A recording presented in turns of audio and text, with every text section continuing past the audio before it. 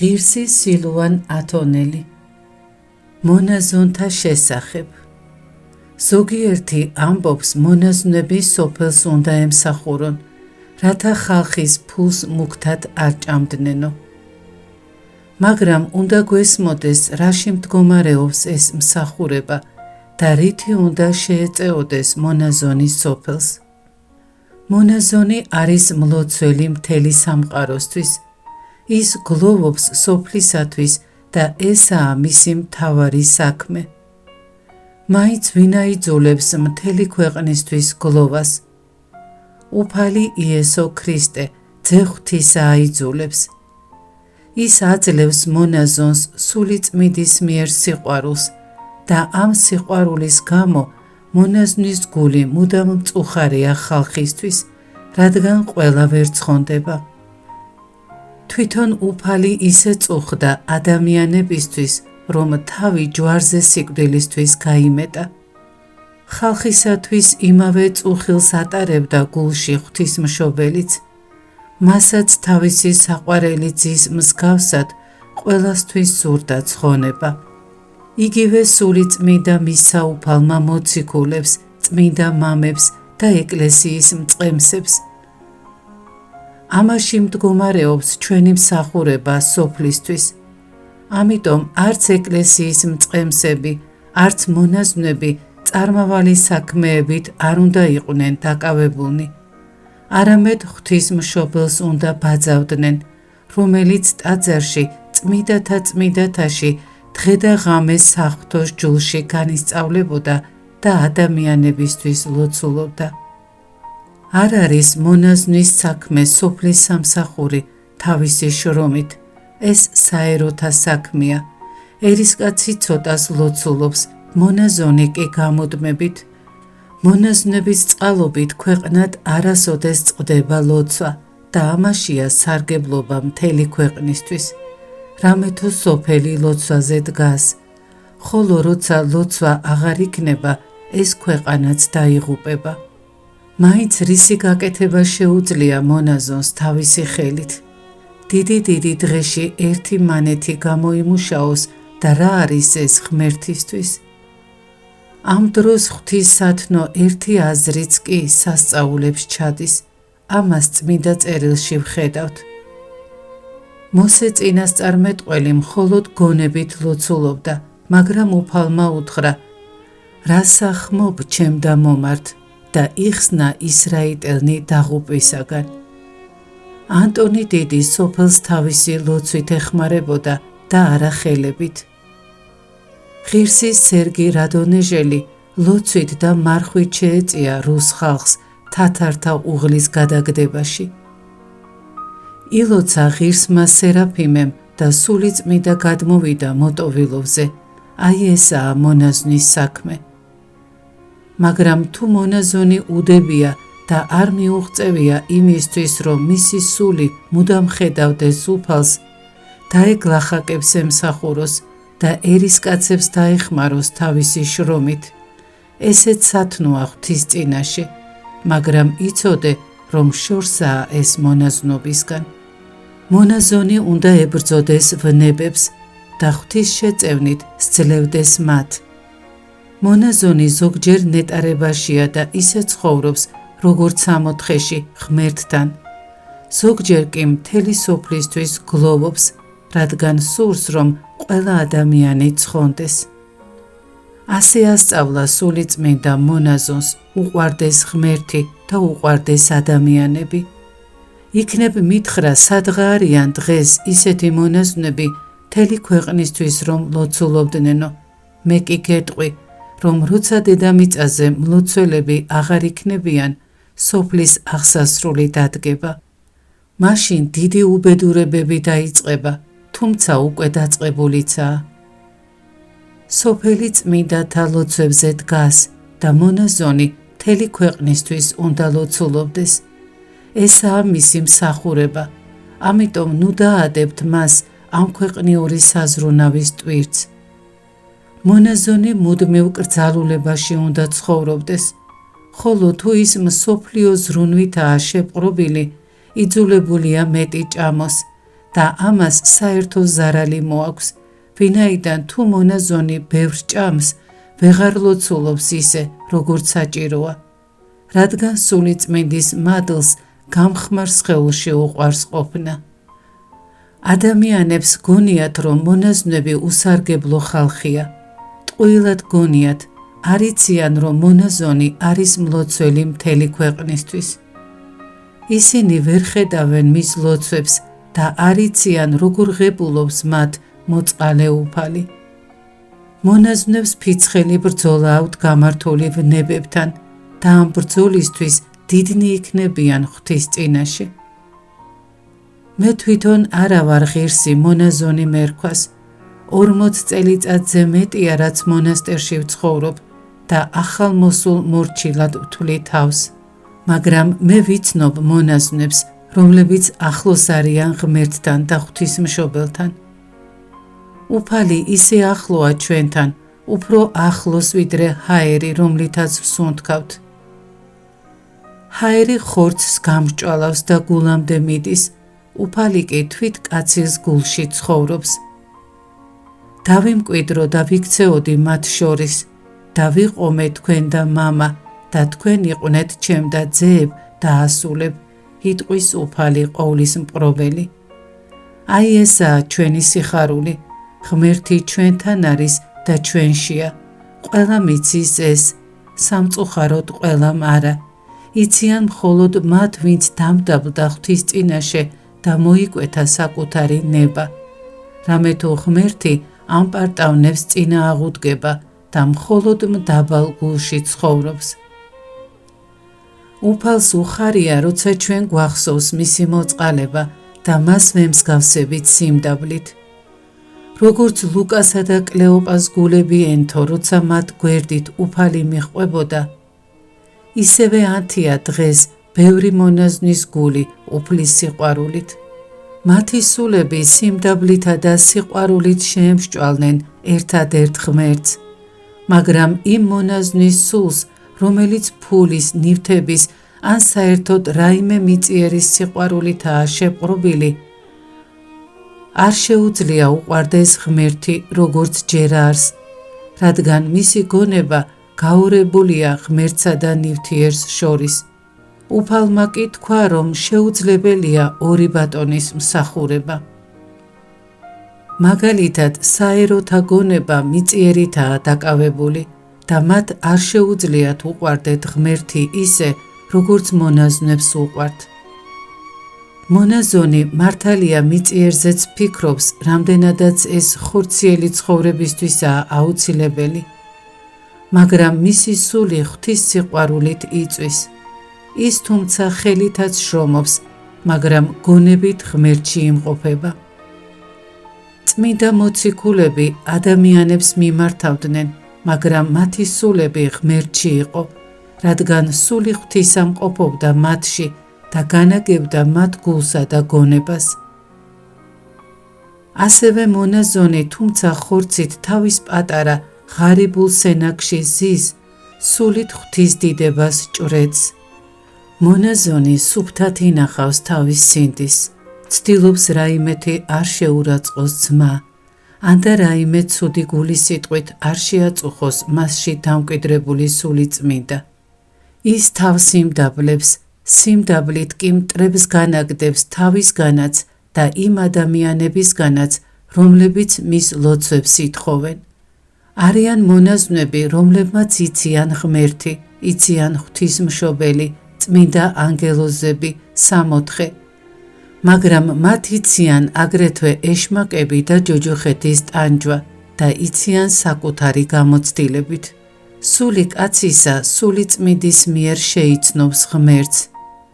სული წმინდა ჯერ კიდევ აქ, ამ სოფლად იძლევა სამოთხისეული სიხარულის სავსების შეცნობას, რომელსაც ადამიანი ღვთის მადლის გარეშე ვერ გაუძლებს, მოკვდება. მონაზონი დიდი გამოცდილების საფუძველზე ებრძვის ამ პარტავან სულებს. სული წმინდა განსწავლის და აძლევს კაცს მათი დათრგუნვის ძალას. ბრძენი მონაზონი სიმდაბლით იგერიებს ყოველგვარ ზვაობასა და ამპარტავნებას, იგი ამბობს: არა ვარ ღირსი ღვთისა და სამოთხისა, ჯოჯუხეთის ტანჯვას ვიმსახურებ და საუკუნო ცეცხლში მოვხვდები. ჭეშმარიტად კაცთა შორის ყველაზე უარესად მიმაჩნია თავი და არა ვარ შეწყალების ღირსი. სული წმინდა გვასწავლის, რომ ასე ვიფიქროთ საკუთარ თავზე. უფალი ხარობს, როცა თავს ვიმდაბლებთ და განვიკითხავთ და აძლევს სულს თავის მადლს.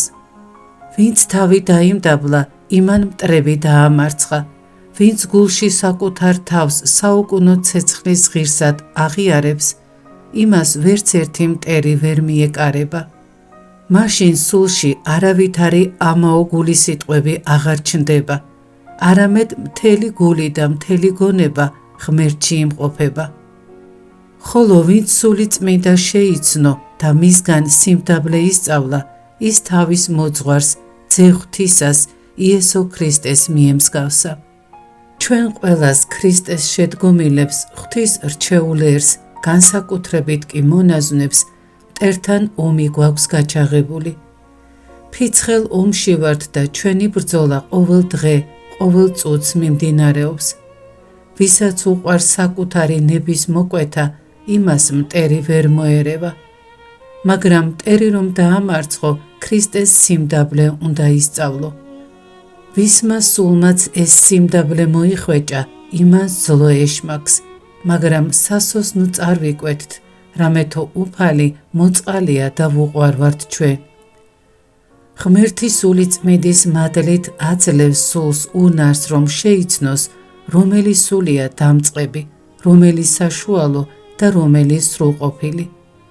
მაგრამ სრულყოფილ ლოცვასაც უფალი იმიტომ კი არ ისმენს, რომ სულია სრულყოფილი, არამედ იმიტომ, რომ უფალია მოწყალე და მოყვარული დედასავით სურს ნუგეში სცეს სულს, რათა ის კიდევ უფრო იწოდეს და არ იცოდეს მოსვენება არც დღე და არც ღამე.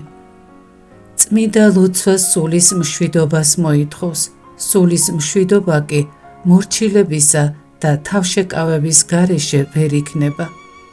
წმინდა მამები მორჩილებას იმიტომ აყენებდნენ ლოცვასა და მარხვაზე მაღლა, რომ მორჩილების გარეშე ადამიანმა შეიძლება თავი დიდ მოღვაწედ და მლოცველად წარმოიდგინოს.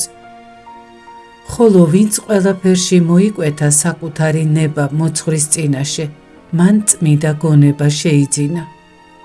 ურჩი მონაზონი ვერასოდეს გაიგებს რა არის წმინდა ლოცვა.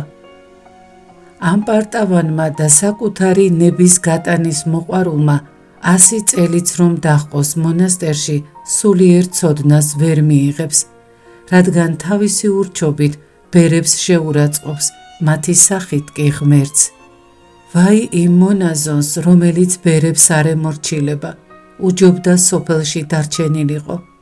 მაგრამ ერში მყოფი ადამიანებიც უჯერებენ მშობლებს, პატივს ცემენ უფროსებს და ემორჩილებიან ხელისუფლებას. უფალმა მეუფე მცისა და ქვეყანისა და მთელი სამყაროსა თავი დაიმდაბლა და ემორჩილა თავის დედას და წმინდა იოსებს. ჩვენ კი არ გვინდა დავემორჩილოთ ბერს, რომელსაც უყვარს უფალი და რომელსაც მან ჩვენი თავი მიაბარა.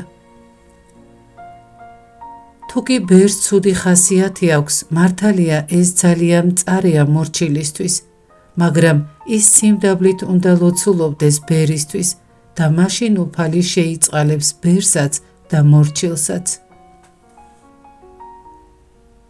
ზოგიერთ მონაზონს არა აქვს სულში მშვიდობა და ამის სხვადასხვა მიზეზსაც ასახელებს. ან მორჩილება არ მოსწონს, ან სენაკია ცუდი, ან მის ხელმძღვანელ ბერს აქვს მძიმე ხასიათი. ის კი არ ესმით, რომ არც სენაკია დამნაშავე, არც მორჩილება და არც ბერი, არამედ მისი სულია სნეული. ამ პარტავან სულს არაფერი მოსწონს, მდაბალი კი ყველაფრით კმაყოფილია. თუ მრისხანე უფროსი შეგხვდა, ილოცე მისთვის და სულში მშვიდობა გექნება. თუ სენაკი გაქვს ცუდი, შენი მორჩილება არ მოგწონს, ან ავადმყოფობა გტანჯავს, იფიქრე, უფალი მხედავს და იცის ჩემი მდგომარეობა, ესე იგი ღმერთს ასე ნებავს და მშვიდად იქნები. თუ სული ღვთის ნებას არ მიენდობა, რაც არ უნდა დიდი მარხვა და ლოცვა იტვირთოს, მშვიდობას ვერასოდეს პოვებს.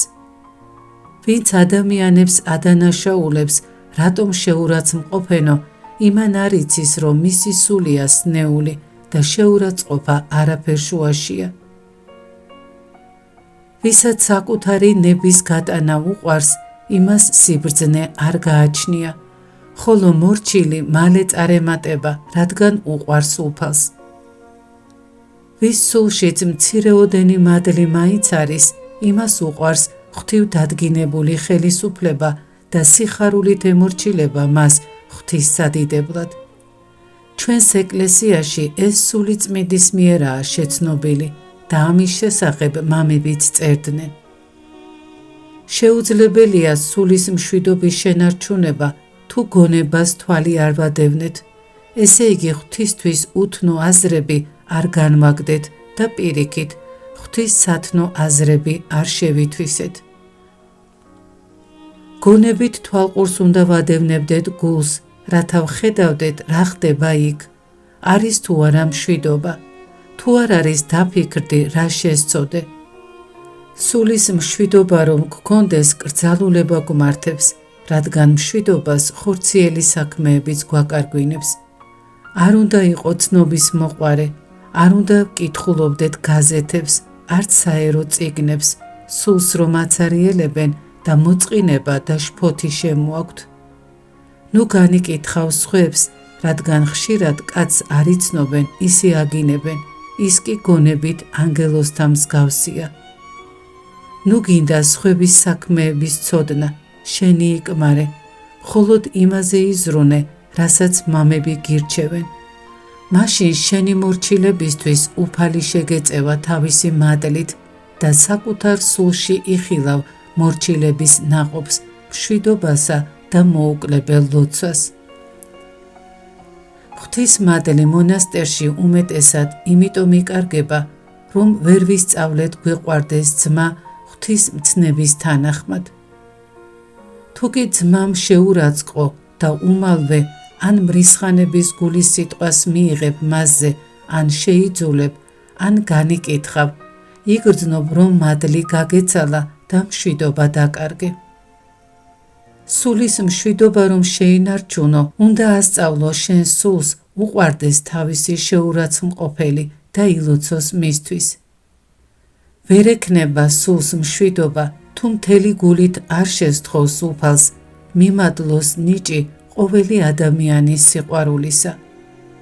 უფალმა თქვა გიყვარდეთ თქვენი მტრებიო, და თუ მტრები არ გვეყვარება, მშვიდობა არ გვექნება. აუცილებელია მორჩილების სიმდაბლის სიყვარულის მოხვეჭა, თორემ ყველა ჩვენი დიდი ღვაწლი და მღვიძარება ფუჭად ჩაივლის. ერთ ბერს ასეთი ხილვა ჰქონდა. კაცი წყალს ასხამდა ძირ გამოვარდნილ ვარცხლში. ბევრს შრომობდა ეს კაცი, მაგრამ წყალი განუწყვეტლივ იღვრებოდა და ვარცხლი ისევ ცარიელი რჩებოდა. ჩვენც ასე ვართ, კივმოღვაწეობთ, მაგრამ ერთი რომელიმე სათნოება გვაკლია და მის გამო სული ცარიელი რჩება. ჰოი ძმანო, ქრისტეს მოღვაწენო, ნუ ვიქნებით უდებნი მოღვაწეობასა და ლოცვაში, არამედ მთელი ცხოვრება მოშურნენი ვიყოთ. ბევრი მონაზონი ვიცი, ვინც მონასტერში ანთებული სულით მოვიდა, მაგრამ შემდეგ დაკარგა თავდაპირველი მოშურნეობა. თუმცა ისეთებსაც ვიცნობ, ვინც ბოლომდე შეინარჩუნა იგი. მოშურნეობა რომ გქონდეს, მუდამ-მუდამ გვახსოვდეს უფალი და ვფიქრობდეთ, ჩემი აღსასრულიც მოახლოვდა და აწ ღვთის სამსჯავროზე უნდა წავდგე. თუ შენი სული ასეთ მუდმივ მზადყოფნაში დაუხვდება სიკვდილს, უკვე აღარ შეუშინდება მას, არამედ სინანულის მდაბალ ლოცვას ისწავლის. სინანული განწმე ჩვენს გონებას, ყველა გეყვარება და ცრემლს დაღვრი ადამიანთათვის. ოღონდ თუ ამას მიიღებ, იცოდე რომ ესაა ნიჭი ღვთისა თვითონ ადამიანი კი თავისთავად არ არა, ის ცოდვილი მიწაა მხოლოდ. მინახავს ადამიანები, რომლებიც მონასტერში მოსვლისას კარგები იყვნენ, მაგრამ მერე გაფუჭდნენ. თუმცა ისეთებიც მინახავს, რომლებიც რომ მოვიდნენ, ცუდები იყვნენ, მაგრამ მერე ისეთი მდაბალნი და მშვიდები გახდნენ, რომ გულს უხარია მათი ყურება. ერთი მონაზონი ვიცი, ვინც ახალგაზრდობაში დაბებს შორიდან უვლიდა ხოლმე, საცდურს რომ არ გადასწყდომოდა. ახლა ხან კი 2 საათის მანძილზე თვალმოუშორებლად ათვალიერებდა სურათებს, სადაც ამქვეყნიური ამბები იყო აღბეჭდილი და თვითონაც მითხრა, რომ შეუყვარდა ეს სოფელი. ასე შეიძლება შეიცვალოს მონაზნის სული და სოფლისკენ მიიქცეს. ამ დროს იგი 17 წლისა მოვიდა მონასტერში და აქ 35 წელი გაატარა. აქედან ჩანს, როგორ უნდა გვეშინოდეს, რომ არ ჩაქრეს ჩვენში ის ცეცხლი, რომელმაც სოფლიდან გამოსვლა და უფლის შეყვარება ჩაგვაგონა. ბევრმა მონაზონმა იცის სულიწმიდის მადლი. სულიწმიდა ისეთი ტკბილი და საყვარელია, რომ მშვენიერი ასულის დანახვაც კი არ უღვიძებს კაცს გულის თქმას. ერთხელ ჩემთან მაღაზიაში სამხედრო პირი შემოვიდა. იგი თესალონიკში მიემგზავრებოდა. შემიყვარდა ეს კაცი და ვუთხარი, ევედრე უფალს, რომ ნაკლები მწუხარებები გქონდეს. მან მიპასუხა, მე ვიცი ლოცვა, ომში ვისწავლე ბრძოლებში ყოფნისას. ვევედრებოდი ღმერთს ცოცხალი დავეტოვებინე. გარშემო ტყვიები ცვიოდა, ჭურვები ფეთქდებოდა. ცოტა ვინმე თუ გადაურჩა სიკვდილს. მე კი თუმცა ბევრ ბრძოლაში ვარ ნამყოფი, უფალმა დამიფარა და გადავრჩი. მან მიჩვენა, როგორ ლოცულობდა და სხეულის მდგომარეობის მიხედვით ჩანდა, რომ მთლიანად ლოცვაში იყო ჩაფლული. ასე ლოცულობდა ეს კაცი იმ ომში, სადაც ადამიანს მხოლოდ ხორციელი სიკვდილი ემუქრება. ჩვენ კი მონაზვნებს სულ სხვა ომი გვაქვს, ის ჩვენს შიგნით მიმდინარეობს და დამარცხებამ შეიძლება სულის წარწმედაც მოგვიტანოს. ამიტომ არა მარტო ხანდახან უნდა მივაშუროთ ხოლმე უფალს, არამედ მუდამ მასთან ერთად ვიყოთ. როგორც ანგელოზები მსახურებენ ღმერთს განუწყვეტლივ, მონაზონიც გონებით მუდამ ღმერთში უნდა იყოს და დღედაღამ საღმრთოს ჯულში განისწავლებოდეს. საღმრთოს ჯული დიდ მშვენიერ ბაღს გავს, რომელშიც თვითუფალი და ყველა მისი წმინდანი ცხოვრობს. წინასწარმეტყველები, მოციქულები, მღვდელმთავრები, ღირსები, მოწამეები, მდაბალი მარხველები, ყველა ისინი საკვირველად არიან შეკრებილნი ღვთისმოწყალების მიერ და ხარობს სული ამ დიდი წმინდა საკვირველი კრებულის შემყურე. ბევრი ნატრობს იცნობდეს და ხედავდეს მეფეს, რომელიც მოკვდავი კაცია მხოლოდ. მაგრამ უფლის საუკუნო დიდების მეუფის ცნობა ყველაზე ძვირფასია.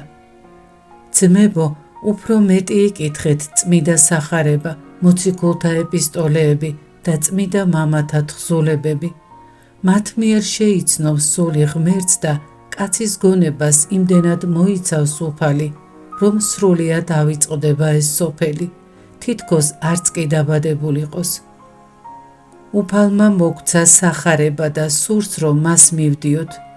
გარდა ამისა, უფალი თავისი მადლითაც განგვსწავლის, თუმცა ყველას არ ძალოც ამის გაგება. მხოლოდ ცოტას ესმის, ანუ მათ, ვინც სიმდაბლით განიძარცვა საკუთარი ნება. ჩვენ კი სულიერ მოძღვრებს უნდა ვკითხოთ რჩევა. ისინი გაგვიძღვებიან ქრისტესკენ, რადგან მათ აქვთ მიცემული მადლი შეკვრისა და განხსნისა. რწმენით მიაშურე სულიერ მოძღვარს და სამოთხეში შეაბიჯებ. კარგი იქნება, რომ მონაზონი მორჩილი იყოს და ხშირად ამბობდეს ახსარებას, რათა სულიერმა მოძღვარმა იცოდეს, რა აზრები უყვარს მის სულს. ასეთ მონაზონს მუდამ ექნება ქრისტეს მიერი მშვიდობა და მის სულში ღვთაებრივი აზრები იშვებიან. გონებას ეს აზრები განანათლებს, გული კი ღმერთში განისვენებს. ასეთი მონაზონი თუმცა სოფელში ცხოვრობს 1000 საცდურსა და განსაცდელს შორის, მაგრამ არაფრის ეშინია, რადგან მისი გული ღვთის მიერაა გამტკიცებული. შეიყვარა ღმერთი და ერთადერთ რამეს ნატრობს, როგორმე დაიმდაბლოს სული.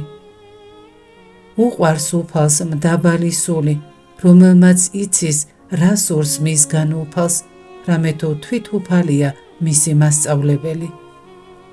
ჩვენს დროშიც არის ბევრი მოღვაწე, ვინც სათნო იყო ღმერთს, თუმცა ისინი ხილულ სასწაულებს არ სჩადიან.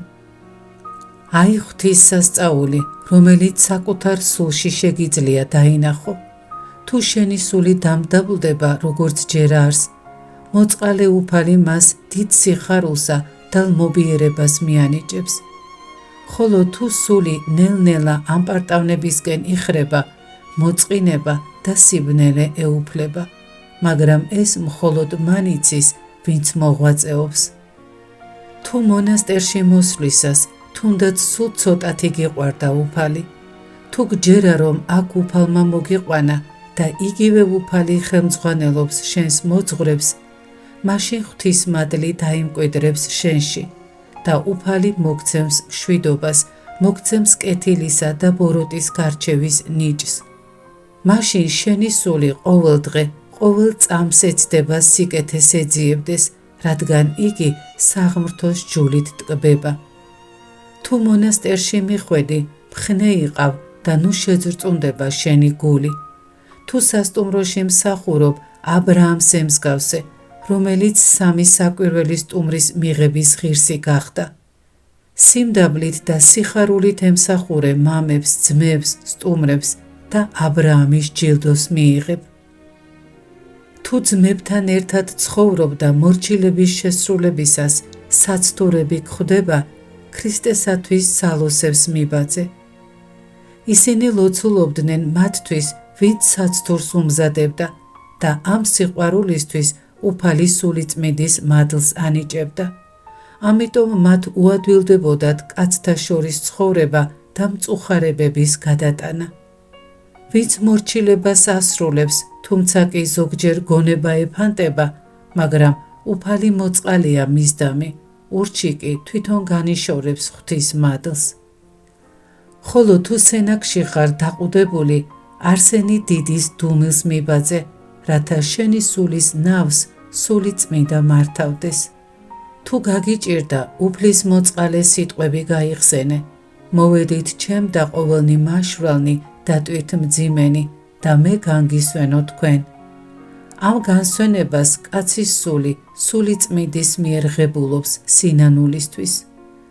უფალს უყვარს სული, რომელიც მთელი გულით ეძიებს მას, რადგან მან თქვა, მე მოყვარენი ჩემნი მიყვარან და რომელნი მეძიებდნენ მე, პოონ მადლი. ეს მადლი იზიდავს სულს იქითკენ, რომ ცრემლით ეძიებდეს ღმერთს.